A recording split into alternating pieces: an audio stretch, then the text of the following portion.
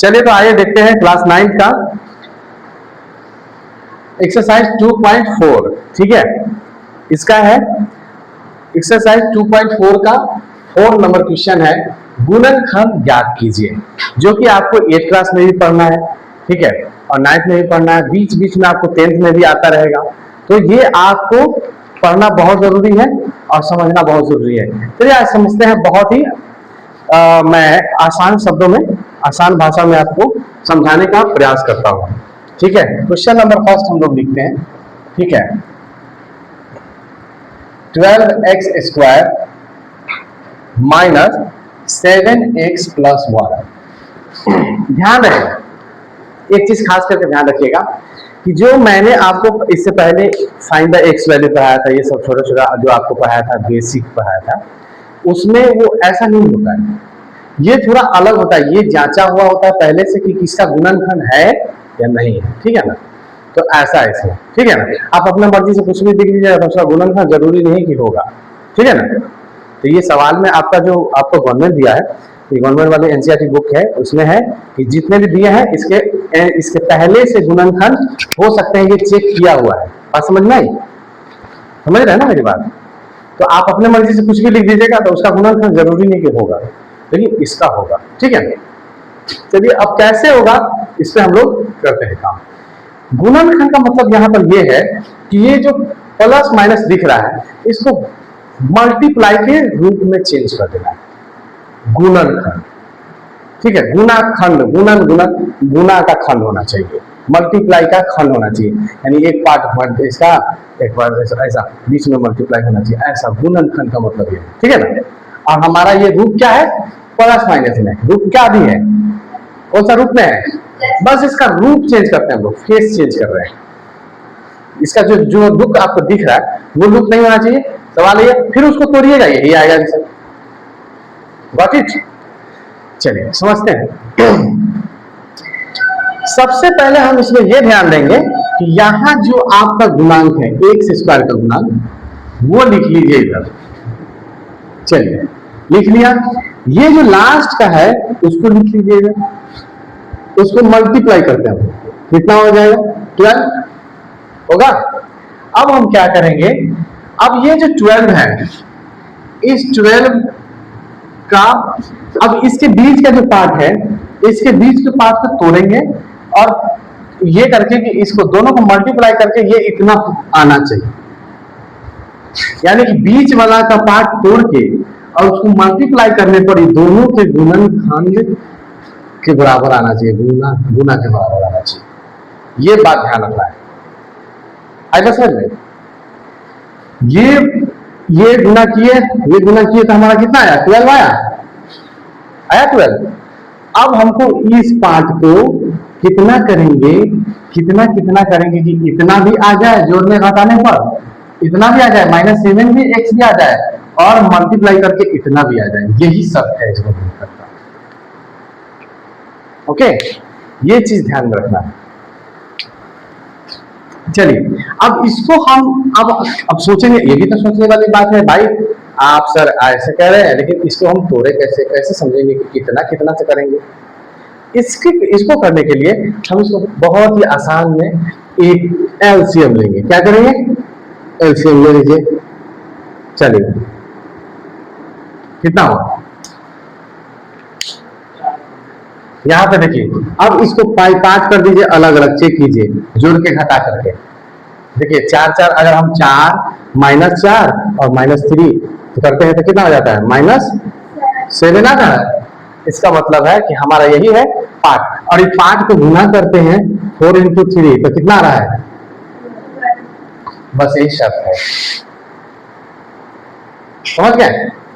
यही शर्त है कि इसके बीच का पार्ट को मल्टीप्लाई करने पर, पहले तो जोड़ने घटाने पर इतना आना चाहिए, तो जोड़ने घटाने पर -7 आ रहा है, और जोड़िए या घटाइए, और ये इसको मल्टीप्लाई करने पर भी इतना आना चाहिए। कितना, इसका मल्टीप्लाई जितना होगा, यानी 12 है अभी, अगर हमारा यहाँ 50 होता तो इसको मल्टीप्लाई करने पर 50 आना चाहिए। बात समझ में आई? ये ध्यान देना। 1-2 सवाल बनाएंगे, उसके बाद धीरे धीरे समझ में आने लगेगा आपको। ठीक है, जब बहुत मुश्किल नहीं है।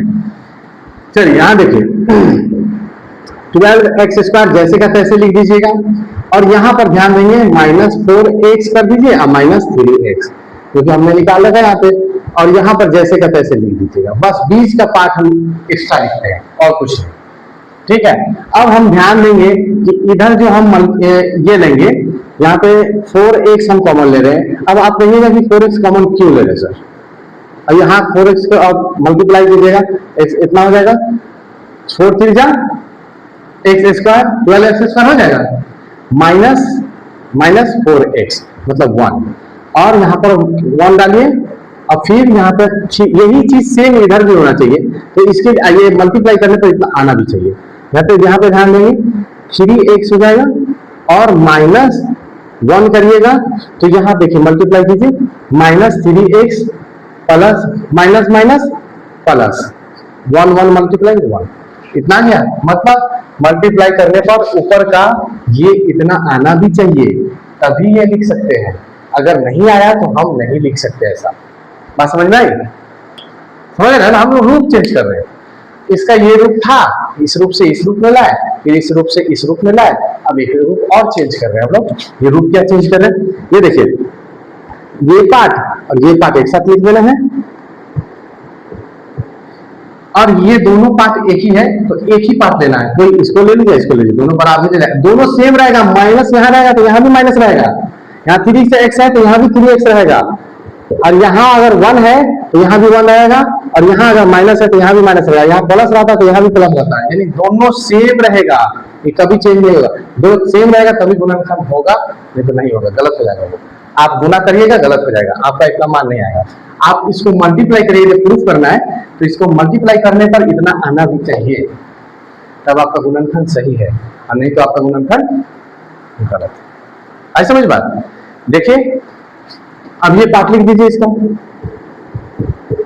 That is answer. बस ये देखिए, ये मल्टीप्लाई आ गया, गुणनखंड, अलग अलग खंड हो गया। आई बस में नहीं आई?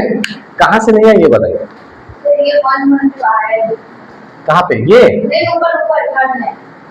ये लाइन ये अपने दिमाग से करना पड़ता है, तो वही दिमाग से, इसलिए कि यहाँ पे देखिए, इधर हम देखेंगे कि 4 के पहाड़ा में 4 के टेबल में 12 आ रहा है, यहाँ भी 4 के टेबल 12 आ रहा है, ठीक है। इसलिए हमने 4x को कॉमन ले लिया यहाँ तक के लिए, तो 3x और 1 करिएगा, इसको मल्टीप्लाई करके देखिए तो मल्टीप्लाई करके, एक मिनट,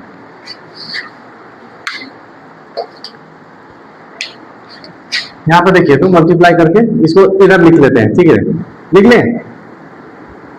चलिए यहाँ पे देखिए, इसको मल्टीप्लाई कीजिए, 4 के 12x² होगा, -4x होगा, -3x होगा, और प्लस माइनस माइनस प्लस 1। देखिए तो सेम दिख रहा है आपको? दिख रहा है सेम? मल्टीप्लाई करके चेक कीजिए कि यहाँ सेम दिख रहा है, दिख रहा है ना सेम? अब इसीलिए इसको हम ऐसा लिखे हैं, 4x कॉमन लिए हैं, 3 इधर लिखे हैं, अब 1 लिखे हैं तो 3 गुना करके इतना ही आएगा, फिर यहाँ पर -1 है, फिर यहाँ पे माइनस माइनस प्लस, और ये मल्टीप्लाई होकर इतना ही आएगा, इसलिए हम ऐसा लिख सकते हैं। अब सेकेंड समझेंगे तो हमको और क्लियर समझ में आ जाएगा, ठीक है हम लोग को। अब इसको मल्टीप्लाई करके चेक करना है अगर आपको, तो इसमें मल्टीप्लाई करेंगे इतना ही आ जाएगा। अब इसका मल्टीप्लाई आता है तो नहीं आता है, मैंने सिखा रखा है, अब याद दिलाते हैं। ये तो आपका आंसर हो गया, बुक में भी आंसर यही है, ठीक है। अब यहाँ पे मल्टीप्लाई करके चेक कीजिए, चलिए चेक करते हैं हम लोग, चेक करते हैं कि ये सही है या गलत है। चलिए चेक करते हैं, 4x लिख लीजिए -1, और यहाँ पे 3x -1, यहाँ पे देखिए मल्टीप्लाई कीजिए। हमने बताया था कि इसको थोड़ा देर के लिए तो दीजिए, इसको मल्टीप्लाई कीजिए, जैसे 4x गुने 3x होगा, और फिर इससे कीजिएगा 4x गुने 1 होगा, फिर यहाँ पे इसको तोड़ दीजिए, और फिर देखिए तो 1 इंटू 3x होगा, बताइए, minus minus plus, plus 1 into 1 होगा। अब देखिए तो 4 पे 12 एक्स स्क्वायर हुआ, माइनस 4x और माइनस 3x और प्लस 1, और यहाँ देखिए तो 12 x square minus minus plus 4 आम 3 आम 7 आम प्लस 1, प्रूफ हो गया, देख लीजिए। मैंने साबित कर दिया कि ये हमारा गुणनखंड सही है, ये कोई गलत नहीं कर सकता है, ठीक है, ये हो गया प्रूफ। हमने गुणनखंड सिखाया भी और आपको प्रूफ भी कर दिया कि ये सही है, ये गलत कोई नहीं कर सकता है। अगर किताब में अगर गलत है तो आंसर गलत हो जाएगा, लेकिन ये गलत नहीं होगा। आए बात समझ में? अब हम लोग इसका एक सेकेंड हम लोग फिर समझते हैं, उसके बाद आप लोग को क्लियर हो जाएगा। मेरा ख्याल है कि क्लियर हो जाएगा, ठीक है।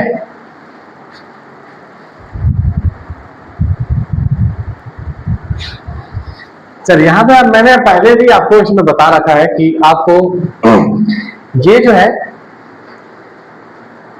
आप अपने से बनाइएगा, चेक करके ही बनता है।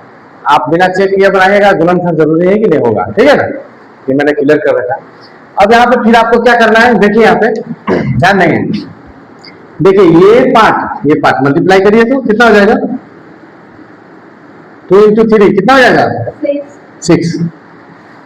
अब इसमें हम क्या करेंगे कि 7x हो जाएगा, बताइए, 6 है हमारे पास, अब हम लोग 2 3 है, हम किसमें क्या करेंगे कि हमारा हो जाएगा इसमें 7x, 7x हो जाना चाहिए। इसके बीच में हम क्या करेंगे, और हमारा इसको जो है मल्टीप्लाई करने पर भी क्या हो जाएगा, मल्टीप्लाई करने पर भी इतना ही आना चाहिए, ठीक है, मल्टीप्लाई करने पर भी इतना ही आना चाहिए 6, बात समझ रहे हैं। और इसको जोड़ घटा के भी आना चाहिए 7x। क्या कर सकते हैं आप, बताइए, क्या सोच रखा आपने?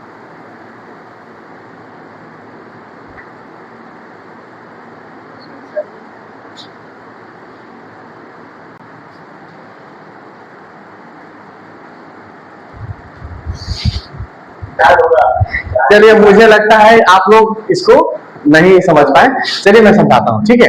अब हम क्या करेंगे, देखिए मैं बड़ा आसान इसको करते हैं। अब मजेदार बात यह है कि आप लोग नहीं दिमाग लगा पाए, ठीक है। आप देखिए हम कैसे दिन आपको दे रहे हैं, अब बताइए।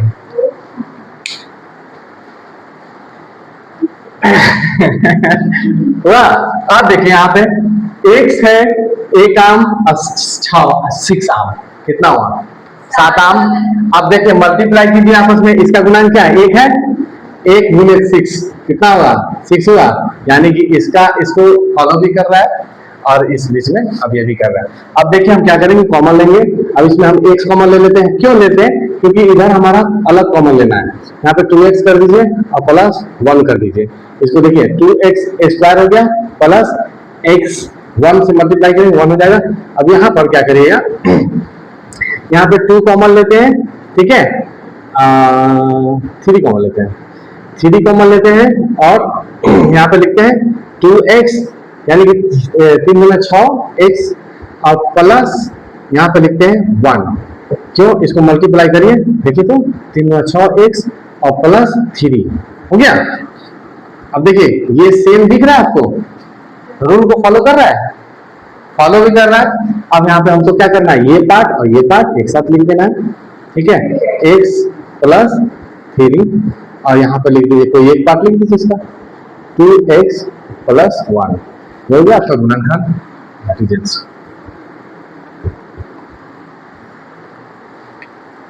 आई बात समझ में?